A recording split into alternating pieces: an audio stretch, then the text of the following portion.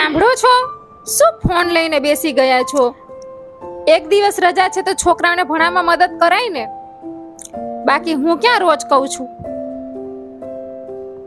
છોકરાઓના અક્ષરે સારા થતા નથી, સરખું એબીસીડી લખતાય આવડતું નથી. બધું મારે જ કરવાનું. બસ ઘરના કામની સાથે સાથે છોકરાઓને ભણાવવાનું, એને લખતા વાંચતા શીખડાવવાનું, એને હોમવર્ક કરાવવાનું, બધું મારે જ કરવું પડે છે. બસ એના ટીચર પણ કહેતા હતા કે એને સરખું લખતાય નથી આવડતું. આટલું બોલું છું તોય કેમ કઈ જવાબ નથી આપતા? આ લે, ક્યાંથી સાંભળે? કાનમાં તો એરફોન ભરાવીને બેઠા છે. બાળકોના હેન્ડરાઇટિંગ સુધારવા કોણ નથી ઈચ્છતું? હું તમારા માટે બ્રહ્માસ્ત્રનો ઉપાય લઈને આવ્યો છું.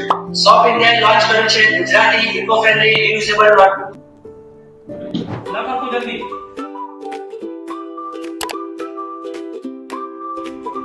આ શું છે? આ છે ને સોફ ઇન્ડિયા માંથી બુક આવી છે અને ઈ બુક છે ને રીયુઝેબલ છે અને આપણે એક થી વધારે વાર લખી આવી. બરાબર?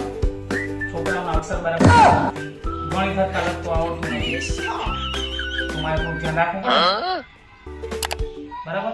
અને આપણે લખી લે ને પછી આને આમ છેકવું હોય ને તો ભીનું કપડું હોય ને છેકી એટલે છેકાઈ એટલે એક થી વધારે વાર આપણે ઉપયોગ કરીએ. શું વાત કરો છો?